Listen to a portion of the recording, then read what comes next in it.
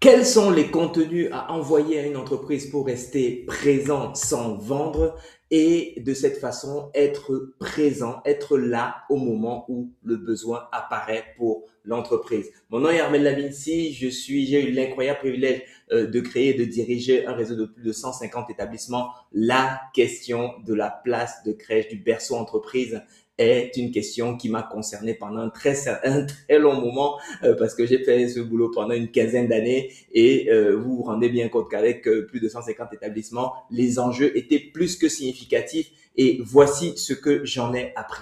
Alors, de manière très concrète, le piège classique, ce que font très souvent les crèches des gestionnaires, c'est que voilà, il y a des places disponibles, voilà, on est focus sur l'offre, on parle de la pédagogie, des détails techniques, etc., des tarifs, des aides, l'argumentaire financier, les solutions crèches, vente directe, voilà. Dès qu'on dit voilà, je veux vendre des places dans telle entreprise, on est toujours en train, oui, on a des places, oui, vous avez des aides, oui, vous avez le CIFAM, oui, nous on est Montessori, oui, nous on est Piclair, etc., etc. Voilà la façon dont malheureusement la très grande majorité des gestionnaires fonctionnent. Alors, l'hypothèse que je fais ici, c'est que vous avez déjà regardé nos autres masterclass et en particulier celle dans laquelle on démontre mathématiquement que si vous n'utilisez pas de contenu, vous ne pouvez, la probabilité que vous génériez des berceaux entreprises par vos propres moyens est vraiment infinitésimale. Alors, je ne parle pas des berceaux qui vous tombent dessus, pour lesquels, voilà, de toute façon, ils vous seraient tombés dessus parce que le parent est dirigeant, parce que c'est une toute petite TPE familiale. Bref, ça, on revient un peu à un scénario de parents dirigeants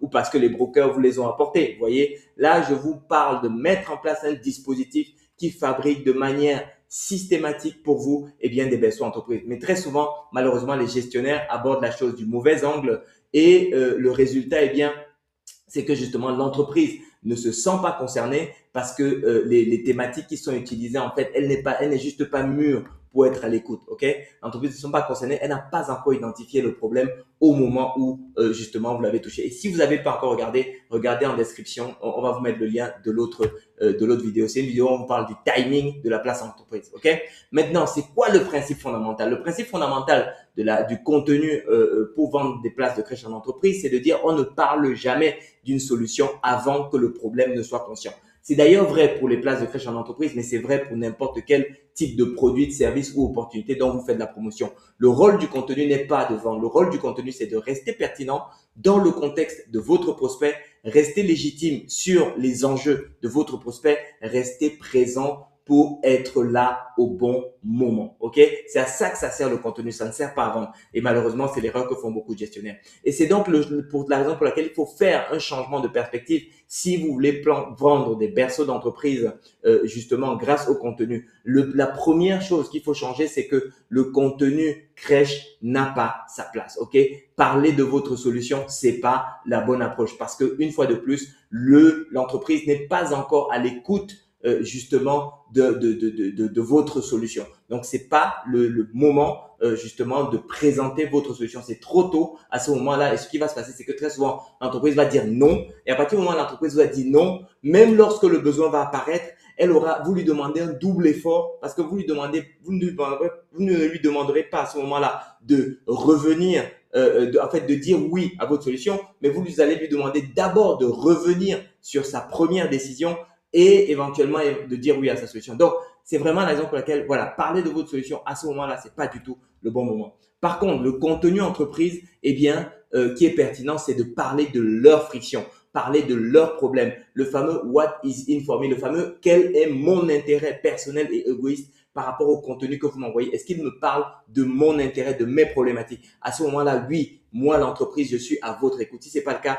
eh bien, je ne le suis pas du tout. Le parent cherche une solution et c'est comme ça que le parent vient à la crèche. Pourquoi le parent vient à la crèche? C'est parce qu'il connaît la crèche. Il sait que la crèche fait partie des solutions. Mais pour l'entreprise, l'entreprise aujourd'hui, l'entreprise, c'est pas encore comme les tickets resto. L'entreprise, beaucoup d'entreprises encore ne savent pas que la crèche est une solution et à quel problème est-ce que la crèche est une solution. Vous voyez? Donc, comment est-ce que vous voulez qu'elle réagisse positivement à vos propositions?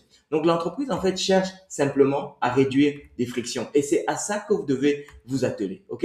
Ce que l'entreprise va ressentir, c'est des absences imprévues avec la désorganisation quotidienne, les retards sur les projets, les objectifs qui sont manqués, les collaborateurs qui sont moins engagés parce que la performance est en baisse. Voilà ce que l'entreprise va percevoir. Des managers qui sont sous tension parce qu'ils sont en gestion de crise permanente. Désormais, il y a un petit être qui est arrivé dans la famille d'un de leurs collaborateurs. Du coup, l'attention de ce collaborateur est désormais divisée et ou de cette collaboratrice est désormais divisée et fatalement, ça va créer du grabuge au sein de l'entreprise. Et c'est ça que l'entreprise voit. L'entreprise voit les symptômes. Elle ne voit pas vraiment la cause. Elle n'a pas suffisamment de maturité pour se dire non, mais en fait, le problème derrière ce symptôme, c'est que je n'ai pas traité la parentalité dans mon dispositif, que je n'ai pas traité la parentalité dans mon dispositif managérial. L'entreprise n'a pas la maturité de voir justement cette profondeur. Et c'est là où votre contenu, le contenu que vous pouvez mettre en place, en fait, sert de trait d'union. Le marketing de contenu pour les berceaux entreprises, c'est là où c'est le parfait trait d'union entre la friction que vit l'entreprise et la solution que vous allez pouvoir proposer en tant que crèche. OK? Alors, le rôle du contenu, justement, c'est quoi? C'est de mettre, en fait, des mots sur ce que l'entreprise vit déjà. L'objectif, c'est pas de convaincre. L'objectif, c'est pas d'éduquer à la crèche. L'objectif, c'est de faire émerger le lien de causalité entre les symptômes que l'entreprise constate au quotidien et effectivement la solution que vous pouvez apporter qui est donc potentiellement le fait de traiter la parentalité en entreprise et donc par ce biais-là d'arriver à la place en crèche. Alors les 4 grands catégories de contenu utile. OK, c'est ça que je voudrais vous partager, c'est que vous sachiez, voilà, OK, si vous dites, OK, j'ai compris, Armel. Maintenant, concrètement, pratiquement, comment est-ce que je fais pour que ça, ce soit une réalité? En fait, voici les 4 grandes catégories de contenu utile pour rester justement pertinent dans le temps. Parce qu'une fois de plus, je vous invite à le faire. Allez chercher sur notre chaîne YouTube. On a une vidéo qui vous parle du timing, qui vous permet de comprendre quelle est la fenêtre de tir, à combien la fenêtre de tir que vous avez pour avoir une place entreprise est petite, de manière à ce que vous compreniez à quel point justement le contenu, la qualité du contenu que vous allez pouvoir proposer va être déterminant. Alors, première catégorie, c'est l'organisation et la continuité. Parce que ça, c'est une des premières catégories en fait de friction que l'entreprise va pouvoir identifier. Deuxième catégorie de contenu que vous avez intérêt à partager si vous voulez justement rester pertinent pour l'entreprise. Dans cette perspective de placer un berceau entreprise, c'est les coûts cachés RH, OK? L'impact financier invisible que l'entreprise ne voit pas, mais qu'elle sent un peu, mais sur lequel elle n'arrive pas à mettre le doigt. Troisième catégorie, c'est la charge mentale et la performance. Parce que ça monte au niveau des managers et ça monte au niveau du dirigeant également. Et c'est un lien qui est souvent sous-estimé, mais ils le sentent au quotidien, celui-là. Et quatrième catégorie, qui fonctionne également très bien, c'est tout ce qui va concerner la prévisibilité et par rapport à l'urgence. C'est-à-dire le fait pour l'entreprise d'être en pilotage plutôt que d'être tout le temps en train d'éteindre des feux, d'être tout le temps dans l'urgence, parce que ça aussi, c'est quelque chose qu'elles vont vivre au quotidien, qui les épuise au quotidien et auquel elles vont être sensibles, au fait de pouvoir anticiper et non pas subir. Et l'autre avantage de cette catégorie de contenu, c'est qu'elle vous positionne justement en partenaire pilote et non pas simplement un opportuniste qui veut vendre sa place de crèche dans son berceau entreprise. OK? Donc, voilà les 4 grandes catégories de contenu que vous avez intérêt à partager. Organisation et continuité, coût caché, RH, charge mentale et performance, prévisibilité versus urgence. OK? Alors, maintenant, première catégorie, organisation et continuité. Pourquoi? L'idée ici, c'est de dire pourquoi est-ce que certaines équipes deviennent fragiles à la moindre absence. Voilà, vous voyez, donc vous allez poser ça sur la table. Quel est l'impact des absences non pas planifiées sur les délais de projet? Quand une absence se crée 5 désorganisations? Et là, vous allez développer un contenu où on se dit, ah putain, c'est effectivement ce qui nous arrive. Vous voyez, on parle jamais de crèche, on parle toujours du vécu dans l'entreprise. OK? Donc voilà. Derrière, deuxième catégorie de contenu, les coûts cachés RH par exemple. OK? Donc quel est le coût réel d'une absence courte et répétée par exemple? Pourquoi est-ce que le turnover commence souvent par des contraintes personnelles? Ce que coûte un collaborateur présent mais indisponible. Parce que là aussi, il le voit, il dit, ah oui, tel au début, putain, il était super positif et tout. Désormais, il est là, il fait ses heures, mais finalement, en termes de prod, on sent plus rien. Qu'est-ce qui se passe? Et là, boum, c'est là où votre contenu vient taper en plein dans le mille. Vous voyez, là, on parle d'argent, on parle d'efficacité, on parle de risque. Ça, il voit l'impact au quotidien. En particulier lorsque vous parlez justement à des boîtes de taille moyenne, parce que là, le non-engagement d'un collaborateur, le non-investissement d'un collaborateur, ça se voit tout de suite dans la production. OK? Troisième catégorie, charge mentale et performance. Donc, la charge mentale invisible des parents salariés. Là, on commence également à mettre le sujet de la parentalité? Pourquoi certains collaborateurs décrochent sans prévenir? Le stress personnel et les performances professionnelles, quel est le lien sous-estimé? Donc voilà des exemples de contenus comme ça qui vont pouvoir être pertinents. L'entreprise commence à reconnaître en fait le terrain, à se dire ah ouais effectivement depuis qu'elle est rentrée de congé mater, ah c'est vrai que c'est plus pareil. Depuis qu'il a eu son enfant, ah c'est vrai que c'est plus pareil. Et là votre contenu tape dans le mille et là vous vous installez dans le cerveau de l'entreprise qui commence à réaliser ce qui est en train de se passer. Ok? Quatrième catégorie, anticipation versus urgence. Premier exemple de contenu, gérer une crise. Voilà, quel est le coût? Qu'est-ce que ça coûte d'être réactif? Avoir anticipé une crise. Par contre, vous maîtrisez le coût, vous êtes plutôt proactif. Pourquoi est-ce que les sujets RH explosent toujours au mauvais moment? Voilà, on prépare le terrain à la notion de prévisibilité. On s'installe avec l'entreprise, voilà, dans un rapport de planification, dans un rapport d'organisation, dans un rapport de proactivité, dans un rapport de maîtrise. Et là, vous devenez un partenaire qui va être pertinent au moment où justement il va falloir se mettre à table. Ok? Donc, ce qu'il ne faut surtout pas faire, éviter absolument, oui, place disponible, on a une crèche, on a des places disponibles, venez prendre votre place de crèche. C'est bon les gars, on a des places entreprises, pourquoi on n'en a pas besoin, vous voyez? Et là vous êtes un commercial, donc du coup vous n'êtes même pas audible. Subvention prématurée, c'est pas le sujet. Je sais même pas si ton truc m'intéresse, tu me parles de subvention, pourquoi? Tu vois? Donc solution crèche hors sujet, rendez-vous trop tôt, contre-productif. Donc sinon vous êtes en train de réveiller une objection avant le besoin, c'est juste contre nature. Ok?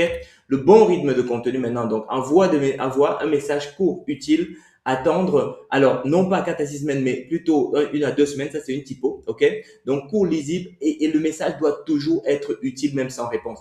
Et ça c'est une règle fondamentale en vente. Celui qui vend le plus, c'est celui qui demande le plus. Et le seul moyen de garder en fait le droit de demander, c'est être utile à votre prospect. Si votre contenu n'est pas utile à votre prospect, si votre contenu n'est pas utile à l'entreprise, très rapidement, elle va vous déplacer sur la banque, vous voyez, sur la catégorie promotion. Ensuite, il y a le petit pop-up qui va dire, est-ce que vous voulez mettre tous les futurs messages de tel expéditeur dans promotion? Cliquez oui, le prospect va cliquer oui et ce sera terminé pour tout ce que vous allez pouvoir faire par la suite. Ok?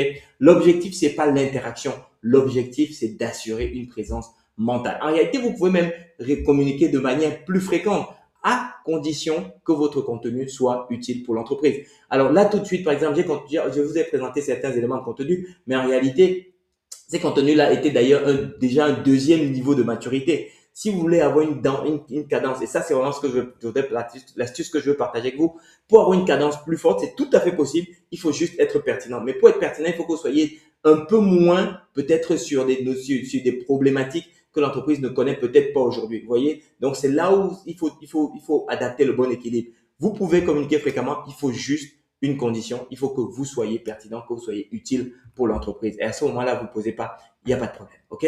Comment est-ce que le contenu travaille pour vous? Il y a un effet cumulatif. Premièrement, il y a une association positive, c'est-à-dire l'entreprise vous associe à de la réflexion utile. Première chose, c'est ce que je vous disais tout à l'heure. Deuxièmement, eh bien, la légitimité est établie. Lorsque vous voulez vendre un berceau entreprise, eh bien, vous établissez votre légitimité parce que vous parlez des problématiques, parce que vous parlez d'anticipation, parce que vous parlez vous mettez le doigt sur des choses que l'entreprise constate. Elle vous perçoit donc comme un interlocuteur légitime pour traiter ce problème de berceau entreprise. Troisième élément, eh bien, votre positionnement est différent. Elle ne vous classe pas comme vendeur.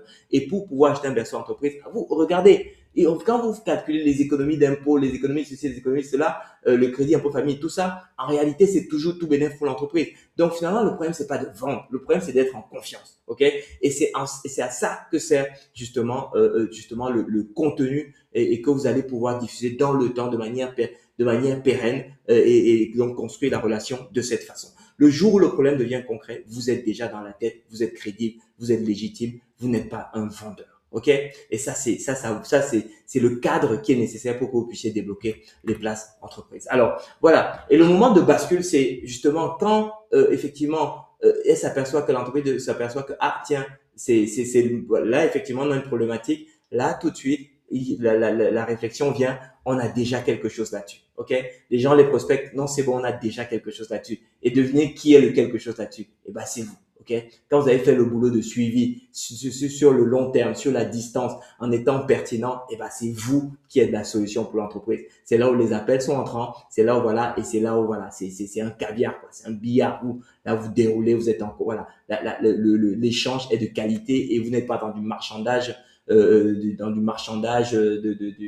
marché, voilà, de vendeur de tapis, quoi. OK? Et c'est à ce moment-là que la crèche devient audible, que le berceau devient une option, que le dialogue peut véritablement s'ouvrir. Ok. Le rôle réel du commercial, de berceau entreprise ou du dirigeant, si c'est vous qui faites ce travail, c'est pas de déclencher le besoin, mais c'est de ne pas rater le moment où le besoin émerge. Et c'est pour ça que justement vous devez préalablement mettre en eux toute cette séquence, tout ce dispositif. On l'appelle des séquences de maturation perpétuelle, ok?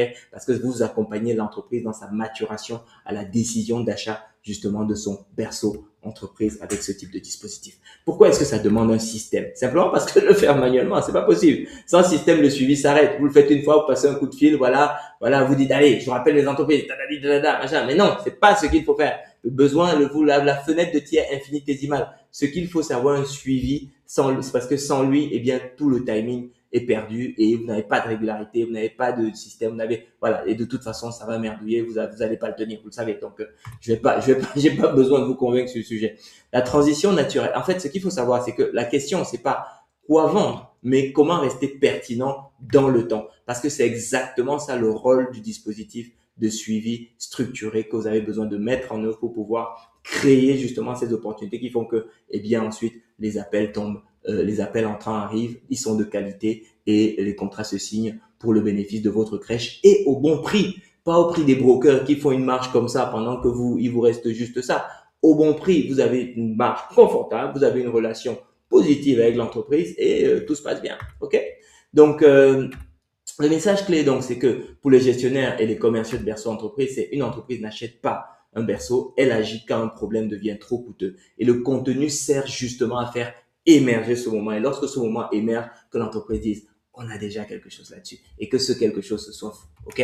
Donc, voilà concrètement, en fait, ce qu'il faut retenir. Mettre en place ce type de contenu sans vendre. Donc, l'approche doit être non intrusive, sans forcer. Il faut respecter le timing. C'est l'entreprise qui tient les horloges, c'est pas vous. Et c'est son besoin, c'est sa réalité qui tient les horloges, sans y penser tous les mois avec une automatisation justement intelligente. Ça nécessite un cadre, ça nécessite une méthode et c'est précisément cette structure qu'on a. C'est pour ça que j'ai mis en place Berceau Entreprise, qu'on a mis en place avec l'équipe, en fait, Berceau Entreprise. Donc, ce que je vous invite, c'est partager ce contenu avec un autre gestionnaire, eh bien, qui a justement aussi besoin de structurer cette approche. Mais surtout, je vais demander à l'équipe de mettre un lien en dessous de cette vidéo de façon à ce que vous puissiez faire un diagnostic pour savoir pour votre cas spécifique, eh bien, comment est-ce que ça peut prendre forme, comment est-ce que ça peut se mettre en place pour permettre, en fait, finalement, d'évangéliser tout autour, en fait, d'être la solution, que toutes les entreprises qui sont autour de votre établissement se disent, quand on les appelle ou quand le besoin apparaît, puissent se dire,